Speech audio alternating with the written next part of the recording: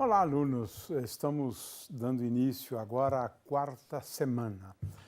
Eu quero chamar a atenção para vocês para o novo modelo de cursos da Univesp, onde nós temos um número de aulas bastante reduzido. A gente faz um resumo, mas o aluno tem que fazer a sua parte, consultar o material, porque realmente algumas aulas elas são dadas levando em conta a existência do material. São muito resumidas as aulas, como foi o caso daquela aula sobre dielétricos, né? Então, quero sempre chamar a atenção para o novo modelo de cursos da Univesp, ou de disciplinas da Univesp, não é? Muito bem, nesta aula nós vamos falar de uma coisa que dificilmente vocês vão encontrar em outros livros, textos, né? Quase sempre não se fala sobre isso. Resolvi falar sobre isso. Esses dois fenômenos fundamentais do eletromagnetismo, que são aqueles fenômenos relativísticos. Vamos tentar explicar isso agora um pouco melhor, porque esses são os dois mais difíceis de serem entendidos. Eu só vou dar aqui a resposta dada pela teoria da relatividade de Einstein. É isso, porque sem ela eu não consigo justificar esses termos. Mas o eletromagnetismo na notação relativística é um pouco complicada, porque faz uso de tensores, e aí complica tudo. A gente não vai fazer isso. Isso é mais para um curso de teoria da relatividade. Eu vou dar a resposta para vocês, e é isso que importa. Muito bem. Então, vamos falar agora dos efeitos que eu chamo de relativísticos, né? Eles, na verdade, representam duas formas de gerar campos elétricos e magnéticos. Não é só cargas em repouso. É isso?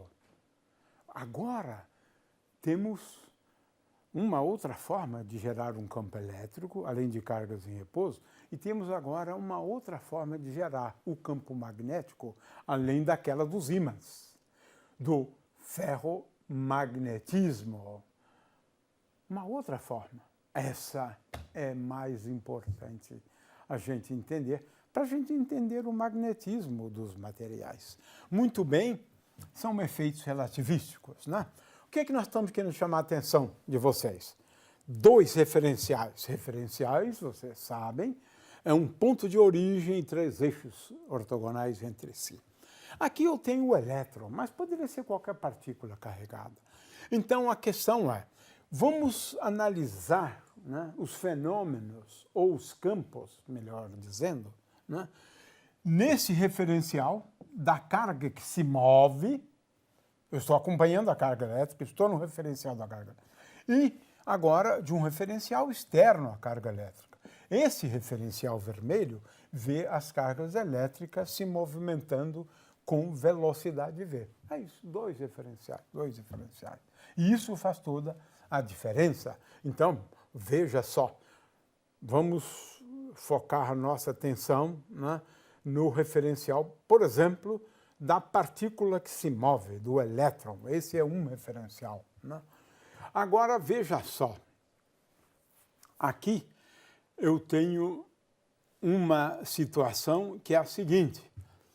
Eu tenho o elétron, né, em movimento em relação a este referencial aqui. E alguém nesse referencial. Muito bem, então vamos ver aqui o que vai acontecer. Agora eu estou considerando uma carga Q qualquer, já não é mais o elétron. Aqui eu tenho uma carga Q que se move com velocidade v em relação a alguém aqui, a um observador, né? Então, essa carga Q se move em relação a esse observador e no referencial do observador existe um campo magnético. Agora, o que o elétron, ou a carga Q, qualquer que seja a carga Q, o que ela vai perceber? Além do campo magnético, quem estiver se movimentando junto com a carga elétrica, bem como a própria carga elétrica, vai perceber um campo E. Espera aí, mas esse campo E não existia no outro referencial. Não, não existia, não. Não. No outro, não. Nesse aqui só tinha campo B.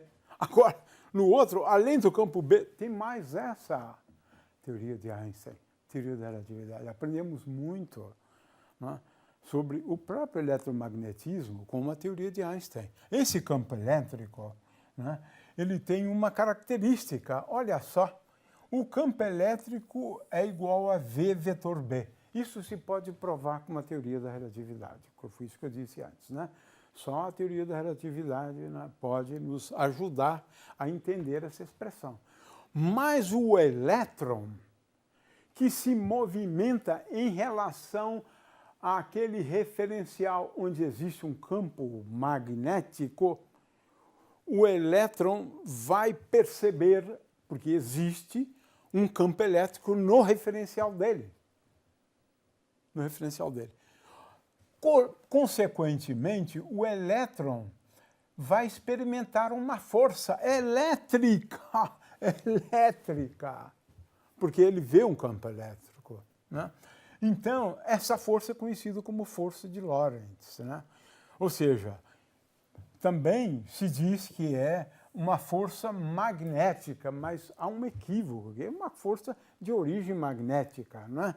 Mas, de qualquer maneira, para o elétron, né, no referencial dele não existem forças magnéticas, né? Só forças elétricas. Então, esse é o primeiro fenômeno, né?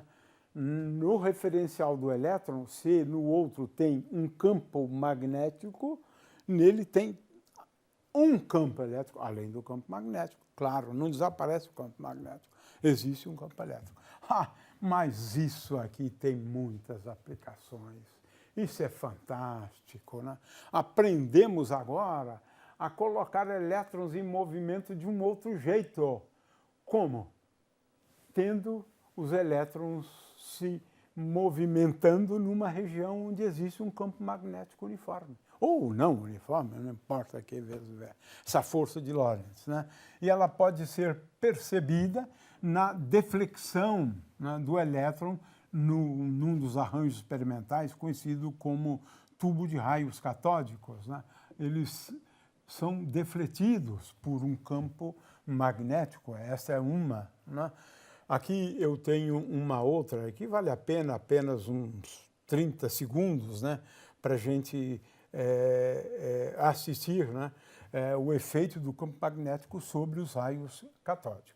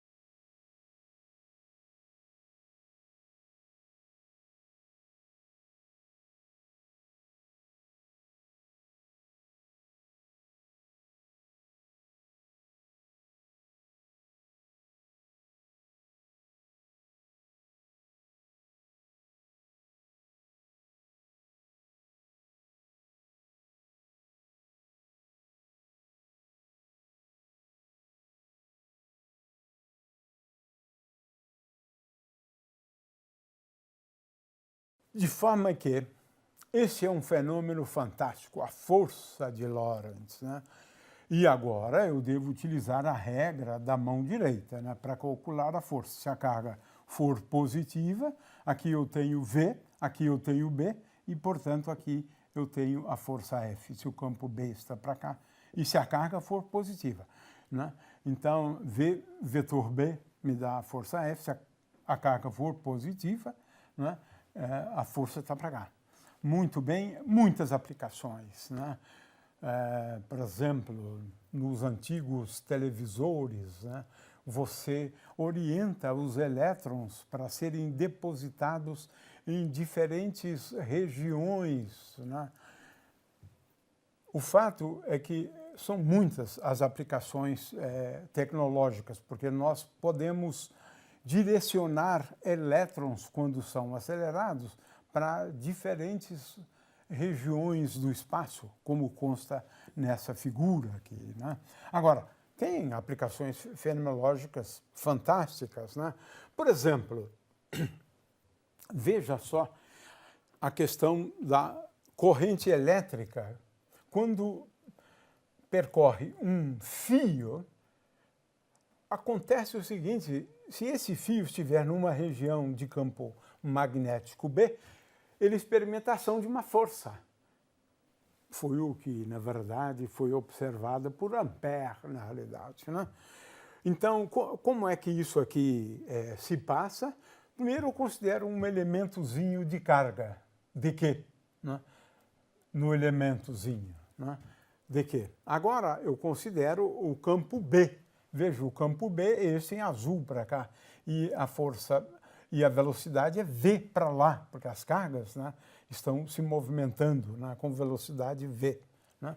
O fato é que se elas têm uma velocidade V, aí surge o efeito, é claro que aí depende do sinal, né, se é positivo, se é negativo, né? Aqui, no caso, a corrente elétrica está para cá, já que a velocidade, se for o elétron, está para lá. Não importa. O fato é o seguinte: sobre esse pequeno elementozinho do fio, surge uma força. Essa força F, se as cargas aqui forem positivas, né, ela está para cima, como indicado aqui. Então, a gente pode até apagar e colocar essa força de novo. Então, um fio sob a ação, isso aqui tem grandes utilidades, muitas aplicações. Isso aqui é absolutamente revolucionário, fantástico. Foi revolucionário naquela época, né? Então, quando eu tenho uma corrente elétrica, né, e a gente vai ver que isso é o princípio de funcionamento de um motor. É isso aí, né? Então, sobre o fio age uma força, resultante da força de Lorentz. Cada elétron experimenta a ação de uma força dada por V vetor B. Se nessa região tem um campo magnético, é claro, né? É claro, né? Então, bom, aí tem essa questão do sentido, né, da força, né? No caso, o I está para cá, né? Mas você determina, então, a força sobre um fio, sobre uma carga, como queira. Essa é a base da geração de energia elétrica nas hidrelétricas, né? Aqui a gente pode entender considerando apenas um quadro, tá certo? Um quadro. Mecanicamente, né, eu posso girar, né, essa espira. Ao girar esta espira, você coloca os elétrons em movimento. Ao colocar os elétrons em movimento, eles agora estão habilitados a experimentarem a força de Lorentz.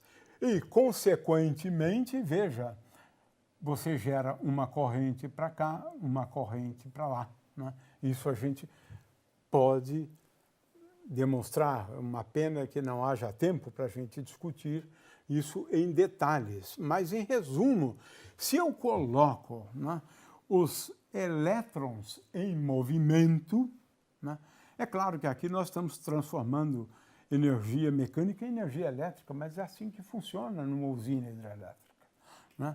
Então, eu faço com que, né, os elétrons agora experimentem a ação de uma força e se movimentam. Pronto, gerando a corrente elétrica. É simples entender isso. Força de Lorentz, claro. É claro que também temos aqui o caso dos motores, né? No caso dos motores, nós temos aqui uma corrente elétrica. Nós temos aqui uma corrente elétrica, né? Essa corrente elétrica faz com que, tendo em vista que os elétrons estão em movimento, eles experimentam a ação de uma força. Agora, é só uma questão de desenhar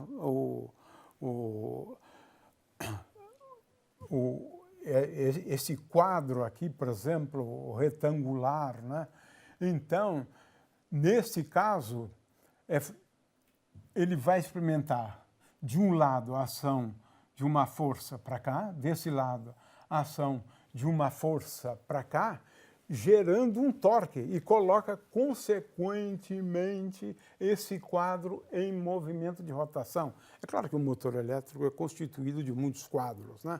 Mas é assim que funciona um motor elétrico. Força de Lorentz. De um lado, força para cá, do outro lado, força para cá. Um torque coloca, portanto, esse quadro em movimento, né? Essa é a função, portanto, do motor. Mas, nesse caso, veja que a gente faz passar uma corrente elétrica, né? É diferente do caso anterior, consequentemente. Isso revolucionou as nossas vidas, né? Agora, vamos à questão de como que a gente pode gerar campos magnéticos. É isso que nós vamos estudar agora. O segundo fenômeno, que é o movimento de cargas elétricas. Vamos explicar isso primeiro, né? É claro que a gente pode gerar campos magnéticos por meio da indução, que a gente vai ver depois, ou por conta do spin, né? Porque o átomo se transforma num pequeno ímã, os elétrons se transformam num pequeno ímã, né? Muito bem, então vamos agora ao segundo fenômeno, né? Agora, vamos olhar, né, um condutor, um fio, e nele temos aqui cargas elétricas em movimento. Esse é o caso do nosso interesse aqui. Os elétrons estão em movimento. Veja só. Agora, nós vamos olhar, né, primeiramente no referencial do elétron. Então, isso é absolutamente fundamental, né? Bom, a corrente elétrica está para cá, como a gente já sabe, né? Consequentemente, nós vamos agora falar do segundo fenômeno, né? E isso representou uma unificação da ciência da eletricidade com a ciência do magnetismo, como a gente vai ver agora, né? Muito bem, agora a situação muda, né? É diferente da anterior. Olha só, eu tenho uma carga elétrica aqui, né? Eu tenho uma carga elétrica aqui e digamos que ela gere, né, um campo elétrico, né? Então, no referencial que está vendo esta carga elétrica em movimento, né, vai perceber, além do campo elétrico gerado, um campo magnético. Isso é muito interessante, né? Olha só, por outro lado, a expressão. Se eu tenho uma carga elétrica, é claro que o caso de maior interesse são várias cargas. Isso eu posso provar com base na teoria da relatividade de Einstein. Mas a expressão é muito simples, não é preciso provar. Se eu tenho uma carga elétrica, e essa carga elétrica, no referencial dela, gera um campo elétrico, no referencial que vê aquela carga elétrica em movimento, se lembra das cargas em movimento? No referencial que vê as cargas elétricas em movimento, ele vai perceber um campo magnético. É o oposto do caso anterior. Veja só, isso é muito curioso e isso é que é fundamental para se entender a lei de Ampère e vários outros fenômenos. Uma carga elétrica, no referencial dela, gera um campo elétrico. Perfeito, isso é verdade, sabemos disso. Né? Isso vem da eletrostática. Mas, no referencial que vê a carga elétrica em movimento, opa, ele vê algo mais. Ele vê algo mais. Não é só o campo elétrico, não. Ele vê algo mais. Fantástico. Isso é muito bonito. Isso é muito interessante. É fundamental entender isso. Naquele referencial que vê o elétron em movimento, ele vê algo mais, que não se via no outro, um campo magnético. E esse campo magnético é dado por essa expressão aqui. É uma expressão bastante simples, né? E agora, claro, a gente vai pedir para os alunos, né, agora que procurem ler o texto e entender o que segue, porque o tempo aqui é um pouco exíguo, na verdade, né? O que acontece? O que acontece? O que acontece é que se você tem muitos elétrons, por exemplo, se movimentando ao longo de um fio, estes muitos elétrons geram um campo magnético e que você pode verificar fazendo uso de uma bússolazinha. É isso. A gente vai ver algumas experiências envolvendo isso, né? Essa aqui é a famosa descoberta de Ørsted, que mudou tudo, né? Ørsted, em 1800 e, aqui esqueci um S, né? 1819. Isso mudou toda a história do eletromagnetismo. É claro que ele veio antes de Einstein. É que a teoria de Einstein ajuda a gente a entender melhor o fenômeno que foi observado por Ørsted. Cargas elétricas em movimento dão origem a um campo magnético. Claro que eu estou no referencial que vê as cargas em movimento. É isso aqui. Então, o que a gente agora vai fazer, bom, como eu disse antes, né, é uma experiência, né, famosa, essa experiência de Ørsted, que acabei de explicar aqui, e Ampère fez uma descoberta análoga a esta, né?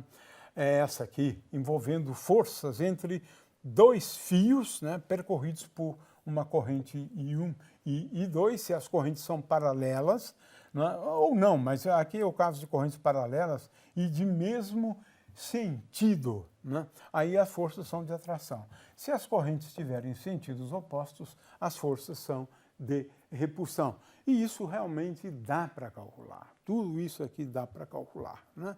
E com base nessa ideia, né, de que agora este aqui cria um campo magnético e as partículas que se movem aqui experimentam a ação, né, de uma força elétrica. Muito bem.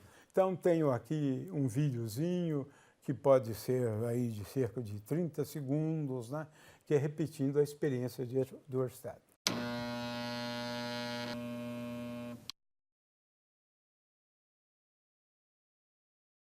Neste experimento, usaremos uma agulha de uma bússola apoiada num suporte de plástico e um quadro feito com 20 voltas de fio de cobre esmaltado e recoberto com massa epóxi. Com esses materiais, iremos visualizar o campo magnético ao redor de um fio condutor. Quando ligamos as duas pilhas em série com o quadro, uma corrente elétrica irá passar através dos fios num determinado sentido. Aproximando-se a agulha da bússola dos fios de um dos lados do quadro, podemos notar sua movimentação. A deflexão da agulha se dará na direção e sentido do campo magnético que surge com a passagem da corrente elétrica. Mudando-se o sentido da corrente elétrica, observa-se que o campo magnético também muda de sentido, como podemos observar com o sentido da agulha. Este experimento foi originalmente observado por Ørsted, que constatou por acaso a influência que uma bússola sofria perto de um fio percorrido por uma corrente elétrica. Agora, uma outra experiência, né, que repete a experiência de Ampère.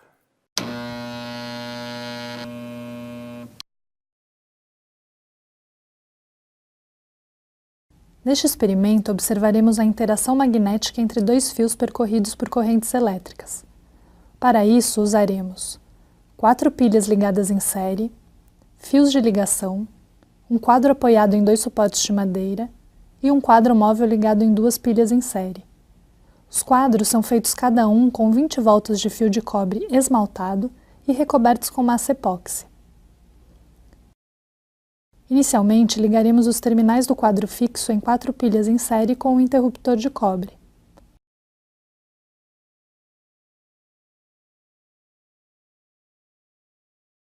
Ao ligarmos as chaves, haverá a passagem de uma corrente elétrica através dos 2 quadros, e irá se criar um campo magnético em torno de cada um dos fios.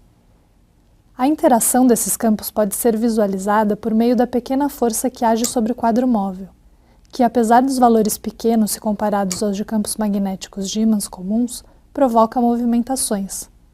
Quando as correntes elétricas estão no mesmo sentido, as forças entre os fios são de atração.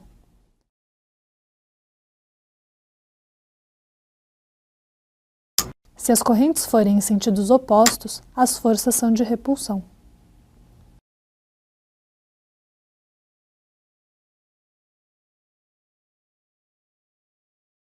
Muito bem, agora vamos a uma parte formal para a gente encerrar, né?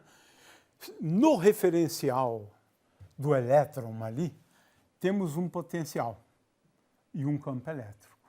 Tá aí. Essas são as expressões que você já conhece nesse referencial.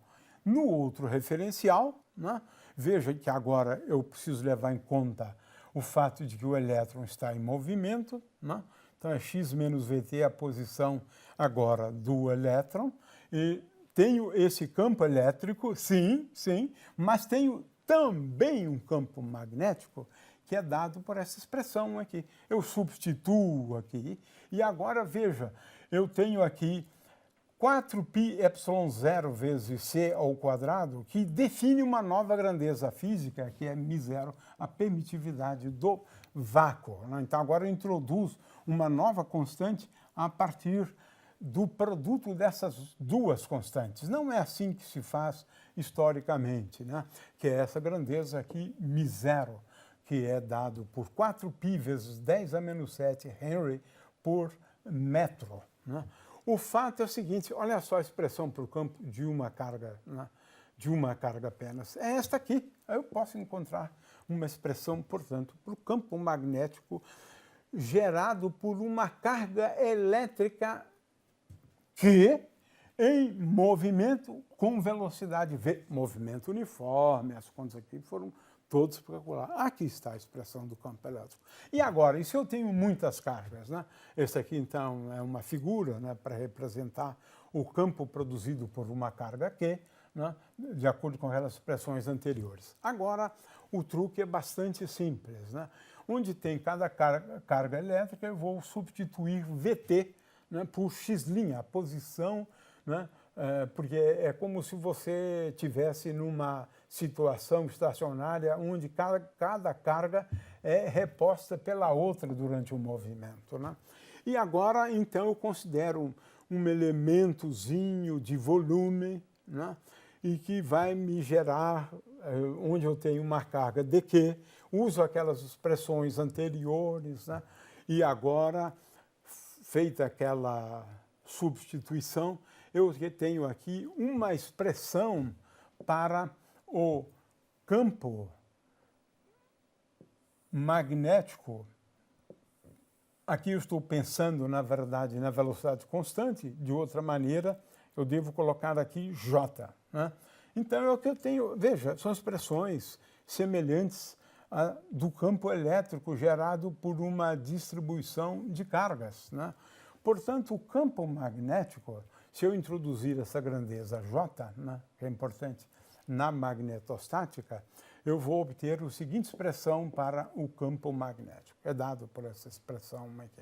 De novo, eu quero concitar os alunos a olharem o material didático impresso, porque tem várias passagens aqui que eu confesso, nós não fizemos com todo o cuidado, porque não há tempo para isso. A ideia é só apresentar os principais resultados, né? E pedir então para o aluno ir atrás desses resultados. Se eu tenho um fio percorrido por uma corrente I, esta é a expressão para o campo magnético gerado por um fio no qual eu tenho uma corrente I. E então peço de novo, né, para os alunos, para eles se debruçarem sobre essas demonstrações aqui, né? Porque agora nós temos uma forma bastante concreta de determinar campos elétricos efetuando integrais, né? Integrais ao longo de curvas ou integrais de volume, mas de qualquer maneira, integrais, no caso de integrais de volume, são integrais de 3 variáveis, né? Então se espera que o aluno esteja bem familiarizado com o conceito de integrais de várias variáveis.